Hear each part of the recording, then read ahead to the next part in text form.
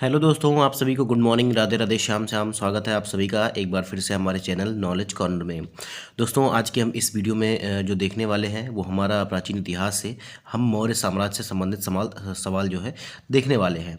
हमने पिछले 6 वीडियोस के माध्यम से प्राचीन इतिहास में लगभग सिंधु घाटी सभ्यता, बौद्ध धर्म, जैन धर्म, इसके बाद जो है छठवीं जो है ईसवीं शताब्दी, ईसा पूर्व शताब्दी की जो राजनीतिक संरचना थी, ये भी हमने देख लिया था। आज का हमारा जो टॉपिक रहने वाला है ये मौर्य साम्राज्य होने वाला है। तो इससे संबंधित लगभग हम 50 प्रश्न करेंगे। अब ये जो हमारी सीरीज चल रही है यूपीपीएससी स्पेशल है। मतलब उत्तर प्रदेश में यूपीपीएससी के द्वारा जितने भी एग्ज़ाम आपके कंडक्ट करवाए गए हैं उन सभी से संबंधित आपके पीवाईक्यू इसमें देखने को आपको मिलेंगे। चाहे वो नॉर्मली इस बुक में आपको 1990 से लेकर 2024 तक के सभी पीवाईक्यू मिल जाएंगे, जिसमें आपका आप देख ही पा रहे होंगे यूपी लेवर, इसके अलावा यूपी पीसीएस और जो है प्री और मेंस दोनों के question, UDA, LDA, RO, GIC lecturer और जो है टीजीटी पीजीटी के भी सवाल आपको देखने को मिलने वाले हैं। तो ये सेशन आप सभी के लिए काफ़ी ज़्यादा इम्पोर्टेंट हो जाएगा, क्योंकि आपका जो सिलेबस आया है उसका यूपी लेखपाल का भी वो भी थोड़ा इससे मिलता जुलता है। अभी उसमें ये नहीं है, देखिए इंडियन हिस्ट्री लिखी गई है लेकिन उसमें एंशियंट हिस्ट्री नहीं लिखी गई है अभी। तो इंडियन हिस्ट्री, नेशनल मूवमेंट, ये सभी उसमें आपके सिलेबस में आता है। तो आप सब अगर उसकी भी तैयारी करना चाहते हैं तो हमारे चैनल से जुड़ जाइएगा। और ये सीरीज आपकी पूरी की पूरी आपकी चलने वाली है, जिसमें हिस्ट्री, ज्योग्राफी, राज्य व्यवस्था और अर्थव्यवस्था हम सभी जो है कवर करने वाले हैं। लेकिन हम पहले जो है हिस्ट्री को देख रहे हैं। हिस्ट्री को कवर करने के बाद इसके बाद हम ज्योग्राफी देखेंगे। तो आज के सेशन में हम क्या देखने वाले हैं, तो मौर्य एम्पायर या मौर्य काल जो है देखने वाले हैं। तो आप सभी लोग हमारे चैनल से जुड़ जाइएगा, चैनल को सब्सक्राइब करिएगा, वीडियो को लाइक करिएगा, ज़्यादा से ज़्यादा अपने दोस्तों में शेयर करिएगा। और चैनल को सब्सक्राइब करने के बाद बेल आइकन को जरूर प्रेस कर लीजिएगा ताकि नोटिफिकेशन आपको जल्दी मिल जाया करे। इस क्लास की पीडीएफ के लिए आप हमारे टेलीग्राम चैनल से जुड़ सकते हैं, जिसका लिंक आपको वीडियो के डिस्क्रिप्शन बॉक्स में मिल जाएगा। अगर ये बुक आप परचेज करना चाहते हैं तो उसका भी लिंक आपको वीडियो के डिस्क्रिप्शन बॉक्स में मिल जाएगा। तो चलिए हम शुरू करते हैं हमारा ये सेशन। और सेशन का पहला सवाल कह रहा है कि निम्न में से किसने जो है सैंड्रोकोटस चंद्रगुप्त मौर्य को ही कहा गया है और अंदर महान की भेंट का उल्लेख किया है। निम्नलिखित में से किसने जो है सैंड्रोकोटस और सिकंदर महान की भेंट का उल्लेख किया है। तो देखिए, इसका जो सही जवाब हो जाएगा वो आपका जस्टिन माना गया है। बी विकल्प इसका जो है ये हमारा सही माना गया है। तो इसका जो है सही जवाब कौन सा हो जाएगा, बी विकल्प सही हो जाएगा। देखिए, कुछ लोगों ने कुछ यूनानी लेखकों ने जो है चंद्रगुप्त को जो है सैंड्रोकोटस और एंड्रोकोटस के नाम से जो है डिनोट किया है। कई कई बुक में इनको मिलता है। और ऐसा कहा जाता है कि चंद्रगुप्त मौर्य जो थे ये जो है सैंड्रोकोटस के नाम से या एंड्रोकोटस के नाम से ये जो है पोरस के विरुद्ध जो है सिकंदर के साथ युद्ध में लड़े थे। लेकिन इसका कोई प्रमाण नहीं मिलता है, ये बस एक थ्योरी है। तो इसका बी विकल्प सही हो जाएगा, जस्टिन। देखिए, इसका एक्सप्लेनेशन अगर हम देखेंगे तो यहाँ पर कहा जा रहा है कि विलियम जोन्स जो है पहले विद्वान थे जिन्होंने सैंड्रोकोटस की पहचान जो है मौर्य शासक चंद्रगुप्त मौर्य से की थी। एरियन तथा प्लूटार्क ने चंद्रगुप्त मौर्य को एंड्रोकोटस के रूप में वर्णित किया है, जबकि जो है जस्टिन ने सैंड्रोकोटस और सिकंदर महान की भेंट का उल्लेख किया है। अगला सवाल देखिए, कौटिल्य प्रधानमंत्री थे। कौटिल्य जो है किसके प्रधानमंत्री थे, तो आप सभी लोग जानते हैं कि कौटिल्य जो प्रधानमंत्री थे ये चंद्रगुप्त मौर्य के थे। यूपी पीसीएस में पूछा गया और यूपी लोअर में 2 बार ये सप्लीमेंट्री प्री एग्जाम में पूछा गया सवाल है। अगर आप देखेंगे तो कौटिल्य इतिहास में विष्णुगुप्त और चाणक्य इन 2 नामों से जाने जाते हैं। और जब चंद्रगुप्त मौर्य भारत का एक छत्र सम्राट बना तो कौटिल्य प्रधानमंत्री, महामंत्री और प्रधान पुरोहित के पद पर आसीन हुए। उन्होंने राजनीति शास्त्र पर जो है अर्थशास्त्र नामक प्रसिद्ध ग्रंथ लिखा।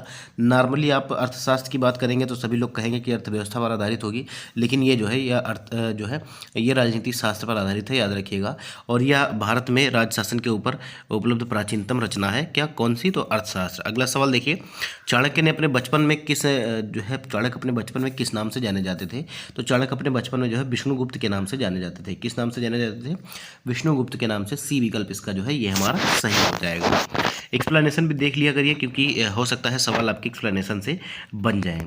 एक स्टेप आगे और एक स्टेप पीछे जो है सवाल बन सकता है। देखिए, ऋषि चाणक्य ने अपने पुत्र का नाम जो है चाणक्य रखा था। और अर्थशास्त्र के लेखक के रूप में इसी पुस्तक में उल्लिखित कौटिल्य तथा एक पदखंड में उल्लिखित विष्णुगुप्त नाम की साम्यता चाणक्य से की जाती है। पुराणों में उसे जो है द्विजर्षभ कहा या श्रेष्ठ ब्राह्मण कहा जाता है। प्रश्न में बचपन के नाम की बात कही गई है। और चाणक्य पर विशेष अध्ययन करने वाले विद्वान ट्राटमैन के अनुसार चाणक्य तथा कौटिल्य नाम के चाणक्य चाणक्य गोत्र नाम हो सकते हैं। और इसी प्रकार कई विद्वानों ने यह निष्कर्ष निर्गत किया कि चाणक्य तथा विष्णुगुप्त एवं कौटिल्य अलग अलग व्यक्ति हैं। आयोग ने इस प्रश्न का उत्तर जो है विष्णुगुप्त माना है और इसके अनुसार विकल्प सी जो है यही उत्तर सही होगा। अगला सवाल देखिए, जो है कौटिल्य का अर्थशास्त्र है।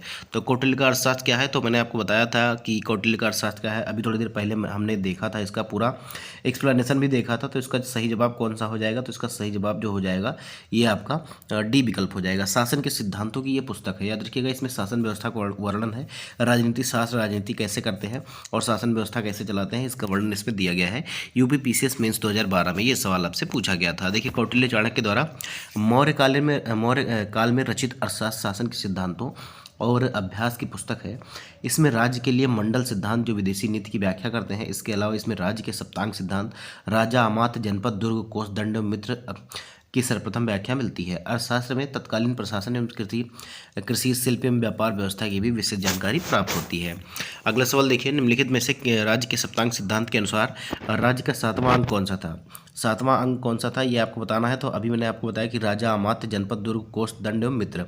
तो यहाँ पर अगर हम 7वां देखें तो 7वां कौन सा हो जाएगा, सबसे लास्ट में आपका ऊपर ही लिखा हुआ है, आप देख भी सकते हैं। एक बार मैं फिर से आपको दिखा देता हूँ। देखिए, राजा, अमात्य, जनपद, दुर्ग, कोष, दंड एवं मित्र। तो सबसे लास्ट में आपका मित्र आता है, तो सी विकल्प जो है ये हमारा सही हो जाएगा। अगला सवाल देखिए राज्य के सप्तांग सिद्धांत के अनुसार यहाँ पर एक्सप्लेनेशन इसका दिया गया है कि राज्य का 7वां अंग जो है सुहद या मित्र। सुहद मृत राज्य के कान है और राजा के मित्र शांति एवं युद्धकाल दोनों में ही उसकी सहायता करते हैं। इस संबंध में कौटिल्य सहज, आदर्श तथा कृत्रिम मित्र में भेद करते हैं। सहज मित्र और कृत्रिम मित्र से अधिक श्रेष्ठ होता है। जिस राजा के मित्र लोभी, कामी तथा कायर होते हैं उसका विनाश जो है अवश्य भावी होता है। अगला सवाल देखिए, निम्नलिखित में से किसकी तुलना मैकियावेली के प्रिंस से की जाती है। मैकियावेली के प्रिंस से जो है किसकी रचना की जाती है, तो ये कौटिल्य का अर्थशास्त्र जो है इसका जो है जो मैकियावेली के प्रिंस से की जाती है, याद रखिएगा। तो बी विकल्प जो है ये हमारा सही हो जाएगा। अगला सवाल देखने से पहले इसका एक्सप्लेनेशन थोड़ा सा देखिएगा। देखिए, अर्थशास्त्र राजनीति शास्त्र का एक अद्वितीय ग्रंथ है और इसकी तुलना इटली के राजनीति शास्त्री निकोलो मैकियावेली के प्रसिद्ध ग्रंथ द प्रिंस से की जाती है। तो द प्रिंस किसकी रचना है, तो मैकियावेली की है, ये भी आप लोग याद रखिएगा। देखिए, किसके शासनकाल में डिमेकस जो है ये भारत आया था। डिमेकस या डाइमेकस कहीं कहीं लिखा जाता है। तो किसके शासनकाल में जो है डाइमेकस या डिमेकस जो है भारत आया था, तो ये जो है बिंदुसार के शासन टाइम पर आया था, याद रखिएगा बिंदुसार। बी विकल्प जो है ये हमारा सही हो जाएगा। देखिए, यहाँ पर लिखा भी हुआ है कि डाइमेकस नामक अपना एक राजदूत जो है बिंदुसार की राजसभा में किसने भेजा था, तो यह जो है एंटियोकस प्रथम ने भेजा था और यह मेगास्थनीज के स्थान पर आया था। अगला सवाल देखिए, किस प्राचीन नगर के अवशेष कुम्भलहार से प्राप्त हुए हैं। तो कुम्भलहार से किस प्राचीन नगर के अवशेष प्राप्त हुए हैं, तो ये पाटलिपुत्र के अवशेष प्राप्त हुए हैं। किसके, पाटलिपुत्र के। तो याद रखिएगा इसका बी विकल्प जो है हमारा सही हो जाएगा। अगला सवाल देखिए, तो ये कहाँ पे है कुम्भलहार या पाटलिपुत्र, तो ये बिहार के पटना में है, याद रखिएगा। पटना जिसको हम पहले पाटलिपुत्र के नाम से जानते थे, इसके समय बुलंदी बाग एवं कुम्भलहार में की गई खुदाई से मौर्य काल के लकड़ी के विशाल भवनों के अवशेष प्रकाश में आए हैं और इन्हें प्रकाश में लाने का श्रेय जो है इस पुनर महोदय को जाता है। बुलंदी बाग से नगर के जो है परकोटे के अवशेष तथा कुम्भलहार से राजप्रसाद के अवशेष जो है प्राप्त हुए हैं। अगला सवाल देखिए, बुलंदी बाग जो है प्राचीन स्थान था, तो ये पाटलिपुत्र का था, वन लाइनर में आपका लिखा गया है। अगला सवाल कह रहा है, मालवा, गुजरात एवं महाराष्ट्र के शासक ने पहली बार जीता था। मालवा, गुजरात एवं महाराष्ट्र पहली बार किस शासक ने जीता था, ये आपको बताना है। तो इसका सही जवाब आपका हो जाएगा चंद्रगुप्त मौर्य। चंद्रगुप्त मौर्य, डी विकल्प जो है ये हमारा सही हो जाएगा।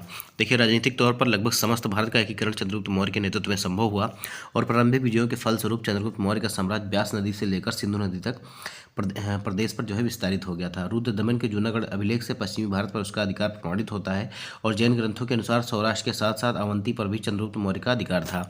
उसके मृत्यु के समय उसके साम्राज्य का विस्तार पश्चिम में हिंदुकुश पर्वत से लेकर पूर्व में बंगाल की खाड़ी तक था तथा उत्तर में हिमालय की श्रृंखलाओं से लेकर दक्षिण में जो है मैसूर तक रहता था। अगला सवाल देखिए, अभिलेख जिससे यह प्रमाणित होता है कि चंद्रगुप्त का प्रभाव जो है पश्चिम भारत, गुजरात पर था।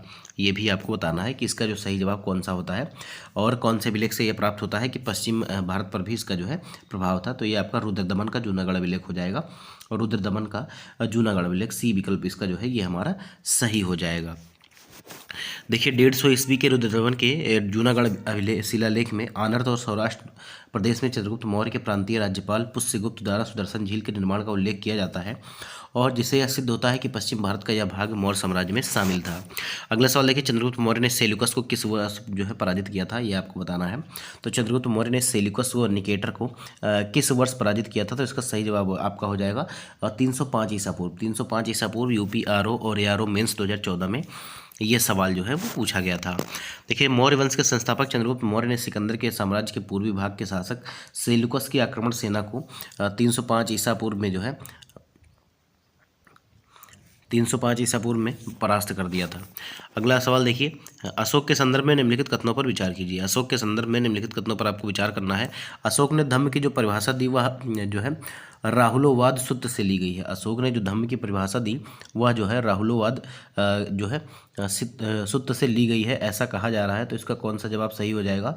और दूसरा स्टेटमेंट ये कहा जा रहा है कि जो है अपने राज्याभिषेक के 14 वर्ष में उन्होंने जो है धम्म महामात्र नामक एक नवीन प्रकार के कर्मचारी की नियुक्ति की। तो बिल्कुल सही है, ये भी आपका सही है, ये भी आपका सही है।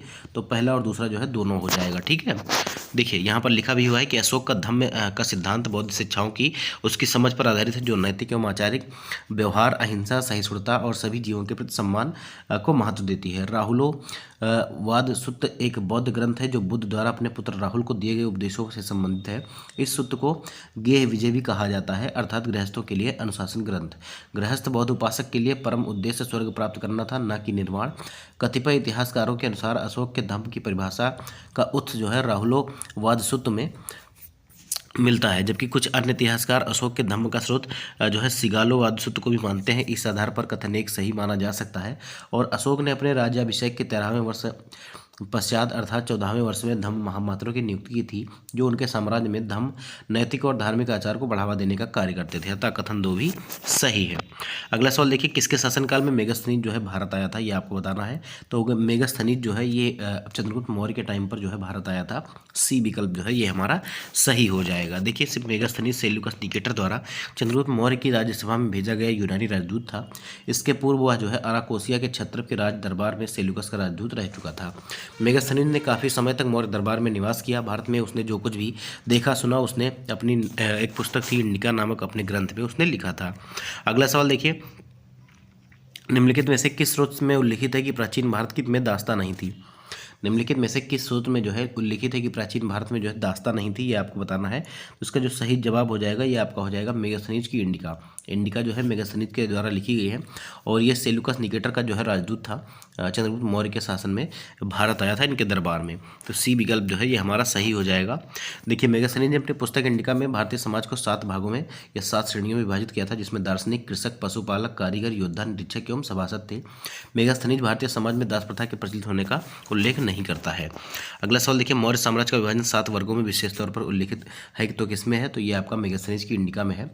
और देखिए कह रहा है कि निम्नलिखित में से कौन स्रोत मौर्यों के नगर प्रशासन का विस्तृत वर्णन प्रस्तुत करता है।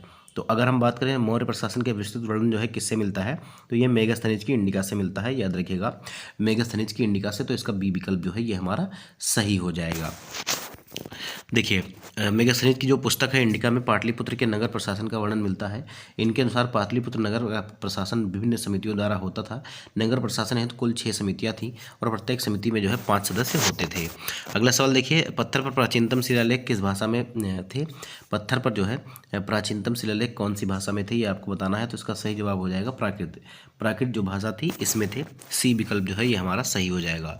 अशोक का इतिहास हमें मुख्यतः उसके अभिलेखों से ही ज्ञात होता है, जो कि पत्थर पर उत्कीर्ण प्रारंभिक अभिलेख है। उसके अभिलेखों का विभाजन 3 वर्गों में किया गया है, जिसमें शिलालेख, स्तंभलेख और गुहालेख है। ठीक है, शिलालेख 14 विभिन्न लेखों का एक समूह है जो 8 भिन्न स्थानों से प्राप्त किए गए हैं। ये स्थान है शाहबाजगढ़ी, मानसेहरा, कालसी, गिरनार, धौली और जौगढ़, एरागुंडी और सोपारा। अशोक के अधिकांश अभिलेख प्राकृत भाषा ब्राह्मी लिपि में लिखे गए हैं। केवल 2 अभिलेख शाहबाजगढ़ी और मानसेहरा की लिपि जो है ये ब्राह्मी ना होकर खरोष्ठी है। तक्षशिला से अरमाइक लिपि में भी लिखा गया एक भग्न अभिलेख सरेकुना नामक स्थान से यूनानी तथा अरेमाइक लिपियों में लिखा गया है। द्विभाषी यूनानी एवं सीरियाई भाषा अभिलेख तथा लंगमान नामक स्थान से अरामाइक लिपि में लिखा गया अशोक का अभिलेख जो है ये प्राप्त होता है। अगला सवाल देखिए, ब्राह्मी लिपि का प्रथम उद्वाचन किस पर उत्कीर्ण अक्षरों से किया गया था? ब्राह्मी लिपि का प्रथम उद्वाचन जो है किस पर उत्कीर्ण अक्षरों से किया गया था, ये आपको बताना है। 18 नंबर का सवाल है। तो ये पत्थर की पट्टियों पर ए विकल्प जो है ये हमारा सही हो जाएगा। देखिए, ब्राह्मी लिपि का प्रथम उद्वाचन पत्थर की पट्टियों से लेखों पर उत्कीर्ण अक्षरों से किया गया था। इस कार्य को संपादित करने वाले प्रथम विद्वान थे जेम्स प्रिंसप, जिन्होंने अशोक के अभिलेखों को सर्वप्रथम पढ़ने का जो है श्रेय हासिल किया था। अगला सवाल देखिए, यहाँ पर यह भी पूछा गया है कि अशोक के शिलालेखों को सबसे पहले किसने पढ़ा था? तो ये जेम्स प्रिंसप ने पढ़ा था। और ब्राह्मी लिपि को सबसे पहले किसने पढ़ा था? तो ये भी जेम्स प्रिंसप ने ही पढ़ा था। देखिए, वह स्थान जहाँ प्राक अशोक ब्राह्मी लिपि का पता चलता है, 19 नंबर का सवाल है, ये आपको बताना है। तो इसका जो सही जवाब हो जाएगा वो आपका हो जाएगा अनुराधापुर। बी विकल्प जो है ये हमारा सही हो जाएगा। यूपीपीसीएस सप्लीमेंट्री प्री 2008 में ये सवाल आपसे पूछा गया था। देखिए, प्राक अशोक ब्राह्मी यह जो है 4वीं शताब्दी ईसा पूर्व लिपि का पता जो है श्रीलंका स्थित अनुराधापुर से प्राप्त अभिलेख से पता चलता है। और कुछ और स्थानों के अभिलेखों से इस प्रकार की लिपि का साक्ष्य मिलता है, जिनके नाम इस प्रकार हैं: पिपरावा, सोहगौरा और महास्थान। अगला सवाल देखिए, तीर्थ यात्रा के समय सम्राट अशोक निम्नलिखित स्थानों पर गए, उन्होंने किस मार्ग का अनुगमन किया, ये आपको बताना है और सही कूट से जो है उत्तर का चयन करना है। तो ये सबसे पहले कहाँ गए थे ये आपको बताना है, उसके बाद कहाँ गए थे इस क्रम में आपको ये बताना है। तो ये देखिए, सबसे पहले गए थे लुम्बिनी। सबसे पहले कहाँ गए? लुम्बिनी में गए, तो ये पहले चौथा सही हो जाएगा। और इसके बाद आपका लुम्बिनी के बाद ये कपिलवस्तु गए थे, तो 4 के बाद 2, और 4 के बाद 2 केवल कहाँ पे है? तो केवल डी विकल्प में, इसीलिए डी विकल्प आपका सही हो जाएगा।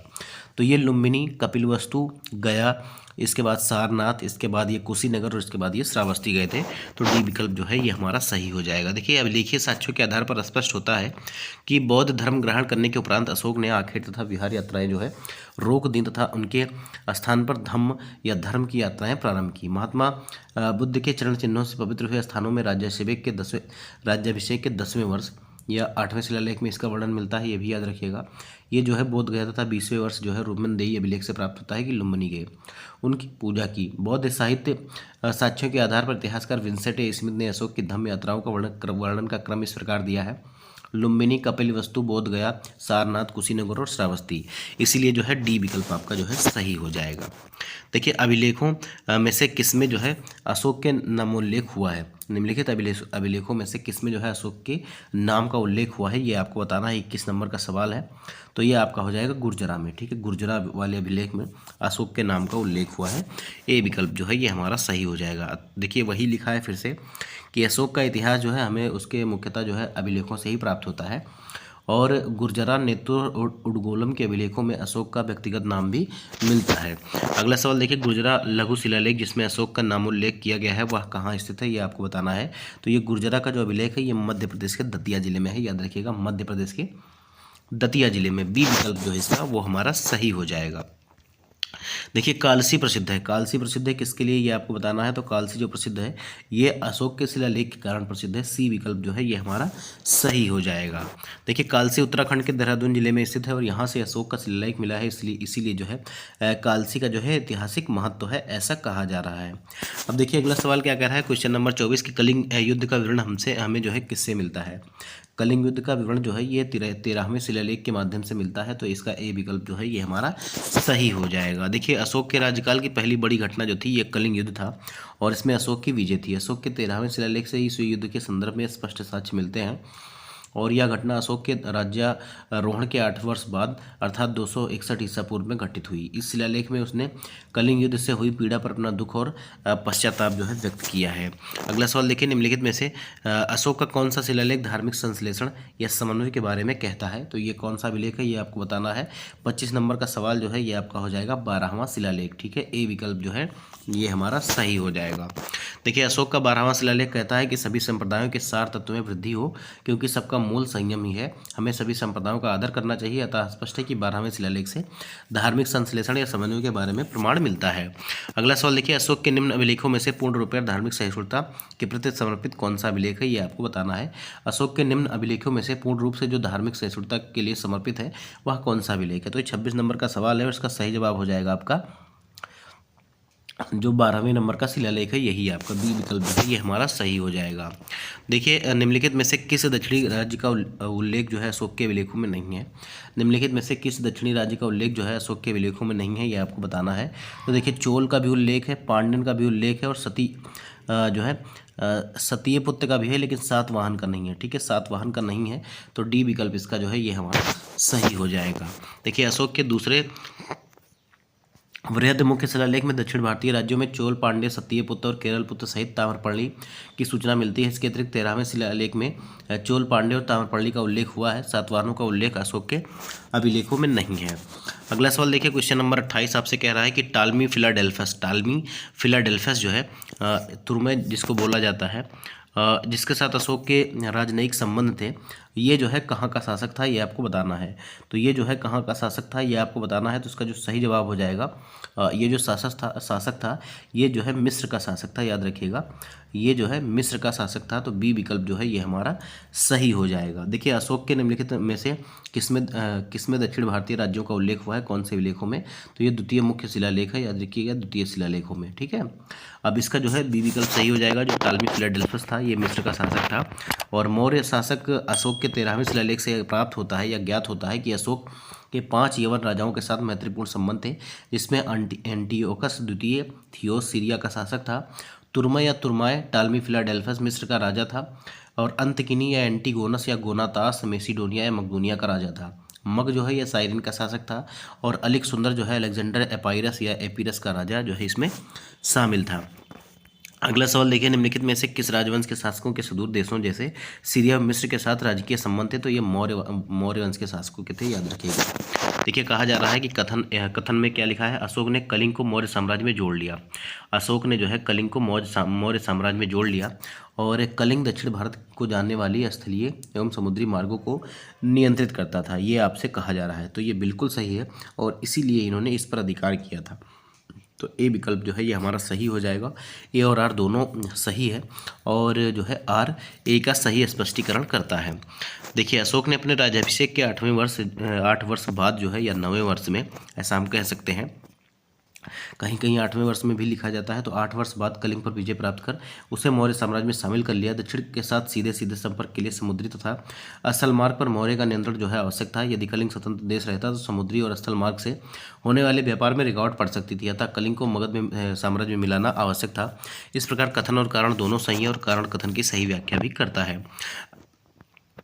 अगला सवाल देखिए, किसने सहिष्णुता, उदारता और करुणा के त्रिविध आधार पर राजधर्म की स्थापना की? किसने जो है सहिष्णुता, उदारता और करुणा के त्रिविध आधार पर जो है राजधर्म की स्थापना की? तो ये अशोक ने की थी। ए विकल्प जो है इसका ये हमारा सही हो जाएगा। देखिए अशोक ने अपनी प्रजा के विशाल समूह को ध्यान में रखकर ही एक ऐसे व्यवहारिक धर्म का प्रतिपादन किया जिसका पालन आसानी से सब कर सके। अशोक का धर्म सदाचार का धर्म था, और ये ऐसे नैतिक नियम थे जिनका संप्रदाय विशेष से कोई संबंध नहीं था, और जो मानवता के कल्याण के लिए घोषित किए गए थे। सहिष्णुता, उदारता एवं करुणा उसके त्रिविध आयाम थे। अगला सवाल देखिए, भारत का प्रथम अस्पताल एवं औषधि विभाग निर्माण करवाया था? तो ये किसने करवाया था, ये आपको बताना है। 31 नंबर का सवाल है, तो इसका जो सही जवाब हो जाएगा ये आपका हो जाएगा अशोक ने। इसका निर्माण जो है ये अशोक ने करवाया था। देखिए सम्राट अशोक युद्ध के लिए इतना प्रसिद्ध नहीं हुआ जितना कि एक धर्म विजेता और लोकोपकारी कार्यों से हुआ। यह न केवल मानव वरन संपूर्ण प्राणी के जगत के प्रति उदारता का दृष्टिकोण रखता था। इसी कारण उसने पशु पक्षियों के वध पर प्रतिबंध लगा दिया था। अशोक ने लोकहित के लिए छायादार वृक्ष लगवाए, धर्मशालाएं बनवाई, कुएं भी खुदवाए। अशोक ने ही अपने शासनकाल में मनुष्यों और पशुओं के लिए उपयोगी औषधियों हेतु पहली बार अस्पताल या औषधालय एवं औषधि विभागों का निर्माण करवाया था। देखिए कारण और कथन फिर से आ गए हैं। देखिए मौर्यकालीन शासकों ने धार्मिक आधार पर भू अनुदान नहीं दिया था, ऐसा कहा जा रहा है। मौर्य शासकों ने जो है धार्मिक आधार पर भू अनुदान नहीं दिया, ऐसा कहा जा रहा है। कारण इसका क्या था कि भू अनुदान के विरुद्ध कृषकों ने विद्रोह किया। ठीक है, ये कहा जा रहा है। तो देखिए धार्मिक आधार पर भूमिदान का प्रथम साक्ष्य मौर्योत्तर युगीन राजवंश सातवाहन के समय का अभिलेख से प्राप्त होता है, और मौर्यकालीन शासकों ने धार्मिक आधार पर कोई दान स्वरूप नहीं दी थी। इसके अतिरिक्त भूमिदान के विरुद्ध कृषकों के विद्रोह का कोई वर्णन कहीं भी नहीं मिलता है। अतः कथन ए सही है, जबकि कारण जो है आर गलत है। तो इसका कौन सा जवाब सही हो जाएगा? तो इसका सी विकल्प जो है ये हमारा सही हो जाएगा। इन्होंने धर्म के आधार पर जो है भूमिदान नहीं किए थे, और कोई भी विद्रोह सामने नहीं मिलता है। सी विकल्प इसका जो है ये हमारा सही हो जाएगा। अगला सवाल देखिए, मौर्य नरेशों के संबंध में निम्नलिखित में से कौन सा कथन सही है और उन्होंने विकास किया था, ये आपको बताना है। देखिए संस्कृति, कला व साहित्य, यह आपका जो है, देखिए संस्कृति, कला, साहित्य तो बिल्कुल आ जाएगा, पहला तो इसमें सम्मिलित होगा ही होगा। और इसके बाद अगर हम देखें तो इसके बाद सोने के सिक्के इन्होंने नहीं जारी किए थे, प्रांतीय विभाजन भी इनके समय हुआ था, और हिंदू कुश तक इनका साम्राज्य था। तो ए, सी और डी जो है ये हमारा सही हो जाएगा। देखिए मौर्य सम्राटों ने संस्कृति, कला एवं साहित्य के विकास में महत्वपूर्ण भूमिका अदा की। चंद्रगुप्त मौर्य का साम्राज्य उत्तर पश्चिम में ईरान की सीमा से लेकर दक्षिण में वर्तमान उत्तरी कर्नाटक तक फैला हुआ था। पूर्व में मगध से लेकर पश्चिम में सौराष्ट्र एवं सोपारा तक संपूर्ण प्रदेश उसके साम्राज्य के अधीन था। इतिहासकार स्मिथ के अनुसार हिंदू कुश पर्वत भारत की वैज्ञानिक सीमा थी।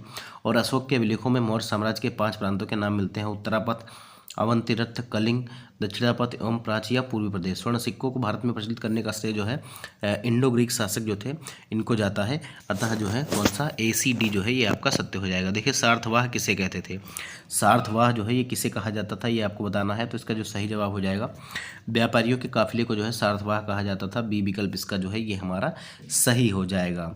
अगला सवाल देखिए, अगला सवाल क्या कहा जा रहा है। अगले सवाल में कहा जा रहा है भाग एवं बलि थे। भाग एवं बलि थे ये क्या थे, ये आपको बताना है।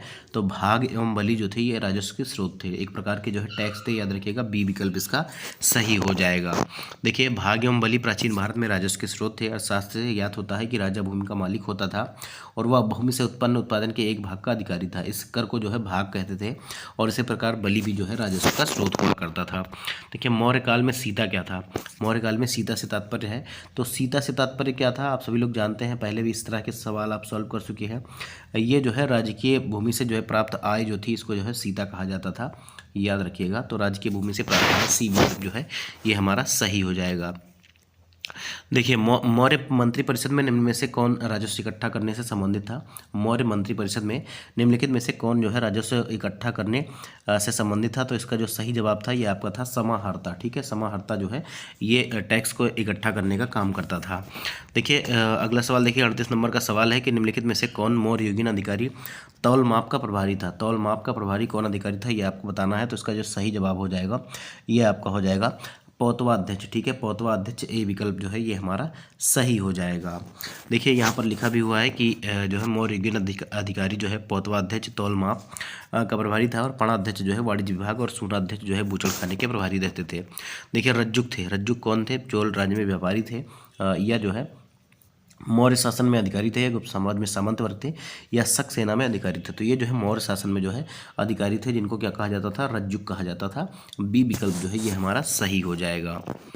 देखिए अशोक के अभिलेखों में रज्जुक नामक अधिकारी का उल्लेख मिलता है। अपने चौथे स्तंभ लेख में अशोक रज्जुकों में पूर्ण विश्वास प्रकट करते हुए कहते हैं कि जिस प्रकार माता पिता योग्य धात्री के हाथों में बच्चों को सौंपकर आश्वस्त हो जाते हैं, उसी प्रकार मैंने ग्रामीण जनता के सुख के लिए रज्जुकों की नियुक्ति की है। रज्जुकों की स्थिति आधुनिक जिला अधिकारियों जैसी थी, जिससे राजस्व तथा न्याय दोनों क्षेत्रों में अधिकार प्राप्त थे। अगला सवाल देखिए, मौर्य काल में एग्रोनोमोई अधिकारी निम्नलिखित में से किस क्षेत्र से संबंधित थे, ये आपको बताना है। 40वें नंबर का सवाल है, और इसका जो सही जवाब हो जाएगा ये आपका मार्ग निर्माण से हो जाएगा। ठीक है, मार्ग निर्माण से सी विकल्प जो है ये हमारा सही हो जाएगा। अगला सवाल देखिए, मौर्य काल में जो है इसका एक्सप्लेनेशन थोड़ा सा देख लीजिए। मौर्य काल में जो है एग्रोनोमोई अधिकारी राजस्व संग्रह, सिंचाई सुविधाओं के लिए पर्यवेक्षण, न्यायिक प्रशासन और भूमि की माप, सड़कों पर 10 स्टेडिया की दूरी पर पत्थर लगवाने, सड़कों के रखरखाव से संबंधित था। इस तरह मार्ग निर्माण उसका प्रमुख कार्य प्रतीत होता है। उत्तर प्रदेश जो लोक सेवा आयोग ने इसका जो उत्तर माना है वो सी विकल्प को ही सही माना है। अगला सवाल देखिए, निम्नलिखित में से किसमें पुनर्विवाह जो है वर्जित है। किसमें जो है पुनर्विवाह वर्जित है ये आपको बताना है। तो मनुस्मृति में जो है पुनर्विवाह को वर्जित किया गया है। तो बी विकल्प जो है ये हमारा सही हो जाएगा। देखिए मनुस्मृति के 38वें खंड में स्पष्ट लिखा गया है कि वह व्यक्ति जिसकी पत्नी मर गई हो पुनर्विवाह कर सकता है, लेकिन विधवा जिस स्त्री का पति मर गया हो अर्थात विडो को पुनर्विवाह करने की अनुमति नहीं है। अगला सवाल देखिए, विदेशियों को भारतीय समाज में मनु द्वारा दिया गया सामाजिक स्तर था। विदेशियों को भारतीय समाज में मनु द्वारा दिया गया सामाजिक स्तर कौन सा था ये आपको बताना है। तो उसका जो सही जवाब हो जाएगा ये व्रत क्षत्रियों का। ठीक है, व्रत क्षत्रियों का बी विकल्प जो है ये हमारा सही हो जाएगा। अगला सवाल देखिए, सूची 1 को जो है सूची 2 से मिलाना है, और एक तरफ जो है नाम दिए गए हैं शासक के, दूसरी तरफ उनके उपनाम दिए गए हैं, तो इनको आपको सही सुमेलित करना है। देखिए चंद्रगुप्त मौर्य को क्या कहा जाता था, तो आपने पहले क्वेश्चन में देखा था, इनको जो है सैंड्रोकोटस के नाम से जाना जाता था। कई अभिलेखों में, कई किताबों में ऐसा उल्लेख मिलता है। अशोक को जो है देवनाम पियदसी भी कहा जाता था। आप सभी लोग जानते हैं अशोक को क्या कहा जाता था, तो देवनाम जो है पियदसी भी कहा जाता था, मतलब देवताओं का प्रिय। तो ये आपका अशोक का जो है पहले से हो जाएगा। तो दो के बाद आपका बिंदुसार को क्या कहा जाता था, तो बिंदुसार को जो है अमित्रघात कहा जाता था, अमित्रघात कहा जाता था। तो 3 हो जाएगा, 2 3, देखिए 2, इसके बाद फिर आपका जो है 3 हो जाएगा, फिर आपका जो है 1 हो जाएगा। और चाणक्य को जो है विष्णुगुप्त के नाम से जाना जाता था। 2 3 1 4, 2 3 1 4 आपका देखिए सी विकल्प में दिया गया है, तो इस सी विकल्प आपका ये सही हो जाएगा, सी विकल्प। ठीक है, अगला सवाल देख रहे हैं। देखिए, ईसवी सन के पूर्व की कुछ शताब्दियों में निम्नलिखित में से किन शासकों ने गिरनार क्षेत्र में जल संसाधन की जो है व्यवस्था करवाई थी और व्यवस्था की ओर ध्यान दिया था, ये आपको बताना है। तो किसने किसने जो है ध्यान दिया था, तो इसमें से अगर हम बात करें तो यहाँ पर आपने चंद्रगुप्त मौर्य ने इसमें जो है इसकी व्यवस्था पर ध्यान दिया था, तो दूसरा सही हो जाएगा। और इसके अलावा अगर हम बात करें तो अशोक ने भी ऐसा काम किया था, तो 2 और 3 जो है ये हमारा सही हो जाएगा। बी विकल्प इसका जो है ये हमारा सही हो जाएगा। देखिए, ईसवी सन के पूर्व की कुछ शताब्दियों में चंद्रगुप्त मौर्य और अशोक ने गिरनार क्षेत्र में जल संसाधन की व्यवस्था की ओर ध्यान दिया था, और उस क्षेत्र में चंद्रगुप्त मौर्य ने सुदर्शन झील की खुदवाई थी और अशोक ने ईसा पूर्व 3री शताब्दी में इससे जो है नहरें निकलवाई। शक रुद्रदमन के जूनागढ़ अभिलेख में इन दोनों के कार्यों का वर्णन मिलता है। रुद्रदमन के गवर्नर सुविशाख ने इस झील की मरम्मत कराई थी और यह कार्य 2री शताब्दी ईस्वी का था। इस प्रकार यद्यप शक शासक रुद्रदमन का नाम भी गिरनार क्षेत्र में जल संसाधन व्यवस्था से जुड़ा हुआ है, किंतु इस समय 2री शताब्दी ईस्वी का है और इसका समय जो है 2री शताब्दी ईस्वी का है, और इस प्रकार सही उत्तर बी विकल्प हो जाएगा। इसके अतिरिक्त स्कंदगुप्त के समय भी इस झील का जो है पुनरुद्धार कराया गया था। अगला सवाल देखिए, जल की आवश्यकता को ध्यान में रखते हुए जिस प्रथम शासक ने गिरनार क्षेत्र में एक झील का निर्माण करवाया था वह कौन था, तो ये चंद्रगुप्त मौर्य था। और निम्नलिखित में से किस अभिलेख में चंद्रगुप्त मौर्य अशोक दोनों का उल्लेख किया गया है, तो ये जो रुद्रदमन का जो है जूनागढ़ अभिलेख था इसी में किया गया है, तो इसका ये आपका जवाब सही हो जाएगा। देखिए, निम्नलिखित अभिलेखों में से किस में जो है अशोक का अभिलेख भी पाया गया है, तो ये महाक्षत्रप का जो है रुद्रदमन का जूनागढ़ अभिलेख हो जाएगा। ए विकल्प इसका जो है ये हमारा सही हो जाएगा। यहाँ पर फिर से देखिए एक्सप्लेनेशन में लिखा गया है कि अशोक का जो अभिलेख महाक्षत्रप रुद्रदमन के जूनागढ़ अभिलेख पर भी पाया गया है, और रुद्रदमन पश्चिमी भारत के शकों का एक महान राजा था। गुजरात के जूनागढ़ से शक संवत 72 या 150 ईस्वी का उसका एक अभिलेख जो है प्राप्त हुआ है। उसकी विजयों, व्यक्तित्व एवं कृतित्व का वर्णन उससे प्राप्त होता है। अशोक के अतिरिक्त स्कंदगुप्त के भी लेख इस पर खुदे हुए थे। सर्वप्रथम 1822 ईस्वी में कर्नल टाड ने इस लेख का पता लगाया था। यह विशुद्ध संस्कृत भाषा और ब्राह्मी लिपि में लिखित प्राचीनतम लेखों में से एक है, और इसकी रचना का मुख्य उद्देश्य सुदर्शन झील के बांध के पुनर्निर्माण का विवरण सुरक्षित रखना था। अगला सवाल देखिए, बराबर पहाड़ी की गुफाओं के विषय में निम्नलिखित में से कौन सा कथन जो है सही है, ये आपको बताना है। तो इसमें से कौन सा कथन सही है ये आपको बताना है। तो इसका जो सही जवाब हो जाएगा, देखिए कहा जा रहा है कि बराबर पहाड़ी पर कुल 4 गुफाएँ हैं। अच्छा, ये सही नहीं है पूछ रहा है। देखिए, सही नहीं है, 4 गुफाएं हैं तो बिल्कुल सही है। 3 गुफाओं की दीवार पर अशोक के अभिलेख जो है उत्कीर्ण है, तो ये भी आपका सही है। और ये अभिलेख इन गुफाओं की आजीविकाओं को समर्पित होने का उल्लेख करता है, ये भी बिल्कुल सही है, क्योंकि इसे जो है बराबर की पहाड़ी को आजीविक संप्रदाय को इन्होंने जो है गिफ्ट कर दिया था या दान कर दिया था। अब ये अभिलेख ईसा पूर्व 6ठी शताब्दी के हैं, तो ये बिल्कुल गलत हो जाएगा, और यही आपका जो है डी विकल्प ही सही हो जाएगा। क्यों सही हो जाएगा, देखिए दक्षिणी बिहार के जहानाबाद जिले में बराबर और नागार्जुनी पहाड़ियाँ स्थित है। नागार्जुनी पहाड़ियों में 3 गुफाएं तथा बराबर पहाड़ियों पर जो है 4 गुफाएं स्थित हैं। बराबर पहाड़ी की 3 गुफाओं की दीवारों पर अशोक के लेख जो है उत्कीर्ण मिलते हैं। चौथी गुफा लोमस ऋषि की गुफा में मौखरी शासक अनंत वर्मा का उल्लेख है, इसे वैष्णो गुफा भी कहते हैं। प्रथम 3 गुफाओं लेखों में अशोक द्वारा आजीवक संप्रदाय के साधुओं के निवास के लिए गुफा दान में दिए जाने का विवरण सुरक्षित है, और चट्टानों को काटकर बनाई गई इन गुफाओं का संबंध मौर्य काल से है, और इन गुफाओं में उत्कीर्ण अभिलेख 3री सदी ईसा पूर्व के हैं, याद रखिएगा। और यहाँ पर कहा जा रहा है कि ये जो है 6ठी शताब्दी ईसा पूर्व के हैं, तो ऐसा नहीं है, 3री सदी ईसा पूर्व के हैं। अगला सवाल देखिए, क्वेश्चन नंबर 47 कहा जा रहा है कि निम्नलिखित में कौन सा युग में जो है सही सुमेलित है। लोथल, ठीक है। अब देखिए लोथल का संबंध किससे है, तो एंशियंट जो है डाकयार्ड से है, तो बिल्कुल ये जो है पुराने टाइम का जो है बंदरगाह हुआ करता था, तो ये आपका सही हो जाएगा। सारनाथ जो है फर्स्ट सरमन ऑफ बुद्ध जो है फर्स्ट सरमन ऑफ बुद्ध का तो सबसे पहले बुद्ध ने अपना उपदेश जो है ये सारनाथ में दिया था, ऐसा कहा जा रहा है, तो ये भी आपका सही हो जाएगा। और राजगिरी कहा जा रहा है, ठीक है, राजगिरी कहा जा रहा है लायन कैपिटल ऑफ अशोक, तो राजगिरी जो है ये आपका कह रहा है कि लायन कैपिटल है किसकी, तो ये अशोक की। तो क्या ये जो आपका सही है, देखिए लायन कैपिटल ऑफ अशोक जो है ये आपका कहाँ पे है, तो ये आपका सारनाथ में है, ठीक है, सारनाथ में है, राजगिरी में नहीं है। तो याद रखिएगा ये आपका गलत हो जाएगा। बाकी Nalanda great seat of Buddhist learning, तो ये भी आपका सही हो जाएगा। तो 1, 2, 4 इसका जो है ये हमारा सही जवाब हो जाएगा, जो कि सी विकल्प में दिया गया है। ठीक है, सी विकल्प में। बाकी देखिए लोथल एंशियंट डॉकयार्ड भी कहा जाता था इसको। तो आपने देखा कि जो लोथल था ये प्राचीन टाइम का बंदरगाह था, इसीलिए एंशियंट डॉकयार्ड लिखा गया है। और सारनाथ जब फर्स्ट सर्वनाम बुद्ध, मतलब यहाँ पर बुद्ध ने पहला उपदेश दिया था, ऐसा कहा जा रहा है। और राजगिरी को जो है लायन कैपिटल ऑफ अशोक कहा जाता था, और राजगिरी को नहीं है ना राजगिरी को नहीं कहा जाता है ऐसा। ठीक है, हाँ, ये आपका नालंदा जो है ये ग्रेट सीट ऑफ जो है बुद्धिस्ट लर्निंग, ये ग्रेट सीट मतलब यहाँ बुद्धिस्ट लर्निंग के लिए बहुत अच्छा जो है आपका स्थान था, तो ऐसा कहा जा रहा है। तो 1, 2, 4 इसका सही जवाब हो जाएगा। देखिए लोथल जो था ये एंशियंट डॉकयार्ड था, सारनाथ जो है फर्स्ट सर्वनाम ऑफ बुद्ध था, नालंदा जो है ये आपका great seat of Buddhist learning, ये सभी सही है। परंतु राजगिरी जो है ये लायन कैपिटल ऑफ अशोक का युग्म जो है गलत है। लायन कैपिटल ऑफ अशोक जो है ये सारनाथ में आपको देखने को मिलेगा, तो यही आपका सही हो जाएगा। तो इसका कौन सा विकल्प सही था? सी विकल्प इसका सही था, याद रखिएगा। अब हमारे सेशन का आखिरी सवाल है कि प्राचीन काल में जो है प्राचीन काल के भारत पर आक्रमण के संबंध में निम्नलिखित में से कौन सा एक सही जो है कालक्रम है, ये आपको जो है बताना है। और ये आप सभी के लिए होमवर्क के सवाल है, तो ये आपको कमेंट बॉक्स में कमेंट करके बताना है। और कल हम जो है इसका पूरा जो है मौर्योत्तर काल पूरा खत्म कर लेंगे, तो आपको इसका जो है सही जवाब कमेंट बॉक्स में कमेंट करके बताना है। इसका कौन सा ऑप्शन सही होगा ये आपको बताना है। तो मिलेंगे अगले वीडियो में, तब तक के लिए आप लोग चैनल को सब्सक्राइब करिएगा, वीडियो को लाइक करिएगा, और जो है अपने दोस्तों में ज़्यादा से ज़्यादा शेयर करिएगा। अगर आपको कुछ हमसे हेल्प चाहिए किसी और भी सब्जेक्ट पर, तो आप कमेंट करके बताइएगा। हम मिलेंगे अगले सेशन में, तब तक के लिए जय हिंद, जय भारत, नमस्कार।